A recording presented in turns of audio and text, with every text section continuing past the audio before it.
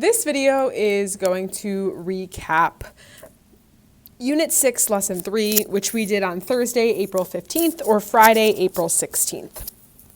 I want to start with a quick review of what we learned in class the lesson before this when we talked about some important vocabulary related to expressions and equations.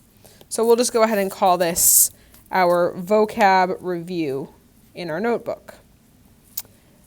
The equation that we used for our vocab review today, and this is also an equation that you'll see in Desmos when you make up today's classwork. This particular equation is on slide 2. We talked about a few different key terms. So we know that 5 is called a coefficient, and a coefficient is simply the whole number that we're multiplying times a variable. X is our variable. It's the letter that represents an unknown number. And the third term we talked about was our solution. Our solution is what x must be equal to.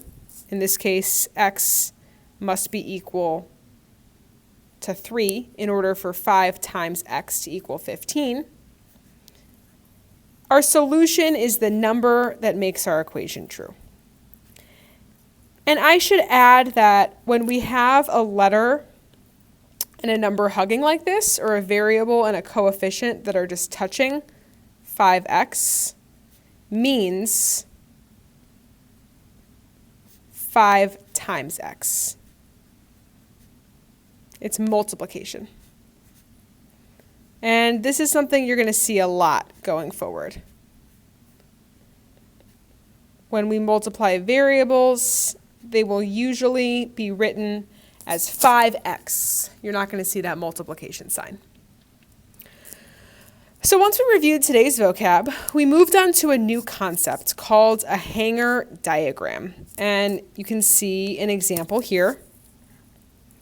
We've got a hanger diagram that's balanced, meaning that both sides are equal to one another.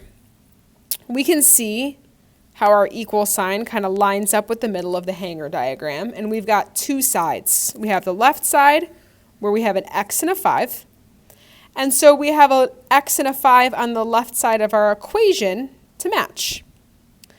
Notice that I'm adding my x and my 5. We're going to see a lot of different types of hanger diagrams, and sometimes we'll be able to represent them in fewer terms or in a shorter way, using something other than addition. But for right now and where we are, I want you to think of the hanger diagram and the connection between the two pieces as always addition. When we're combining two pieces on a hanger diagram, we're simply adding up two terms. On the other side of the equation, things are of course quite a bit simpler because we've just got a 12 all by itself. And so x plus 5 is equal to 12. If you take a look at slide 6 on your Desmos screen, you'll see a hanger diagram that looks like this. Your task in this particular Desmos slide is to make the hanger diagram balanced. And there are a lot of different ways that you could do that. The solution that we used as an example in our classes was one where we took 6 groups of 2 and added that to the left side. So I'm going to go ahead and paste 6 groups of 2, and you can draw them on your notebook as I paste them. And then we'll kind of talk about what it means to have these 6 groups of 2.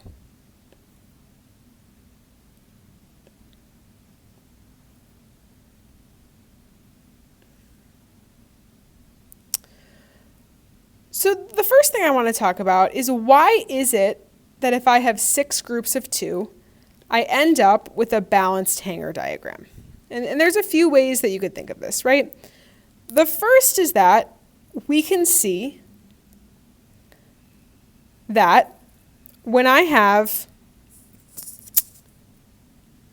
3 groups of 2 here, I have a total of 6. I can have another 3 groups of 2 here for a total of 6. Then I have 2 groups of 3 for another 6. And instead of adding those 2 groups of 3, I simply added 3 groups of 2. So in both methods, on the left and the right, I end up with 12 on both sides. We could also write this out as an equation. On the right side, I have 2 plus 2 plus 2 plus 2 plus 2 plus 2. And on the left, I have 2 plus 2 plus 2, of course, plus 3 plus 3. And again, both sides are equal to 12. Now, a simpler way to write this, when by simpler I mean involving fewer numbers or fewer terms, would simply be to write the right side of the equation as 2 times 6, because I have 2 groups of 6. 2 times 6.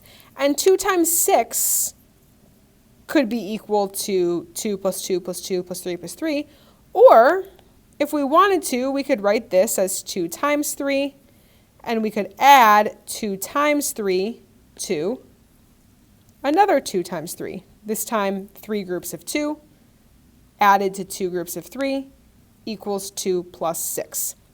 But however we write it, what we're ultimately doing, ultimately meaning at the end of the day, the bottom line of what we're doing, is we're simply taking everything that we have on the left side of the scale, 2 plus 2 plus 2 plus 3 plus 3, and it's balancing out with everything that we're adding together on the right.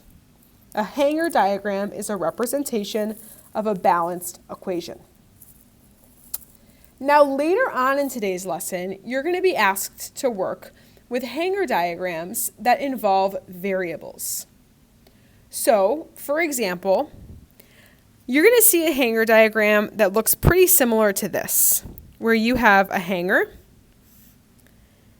and on one side you have a solo number. For the sake of this example, let's call her 8. And maybe on the other side, you are adding up some variables. We'll call them A for the sake of this example. So again, we always want to start out by thinking about things in terms of addition. I've got my equal sign in the middle. On the right side, I simply have 8. And on the left side, I'm adding A twice. A plus A. But of course, if I have 2 groups of the same number, 2 groups of A, I could write 2 groups of A as A plus A. But I could also write 2 groups of A as 2 times A, which we're going to start to practice writing as just 2A. Remember, when a number and a variable hug each other, it simply means multiplication. When I have equal groups, multiple equal groups, that indicates to me that I can use multiplication to represent my equation. So what I have here is correct. 8 equals A plus A. But I could also write it as 8 equals 2A. And that would also work.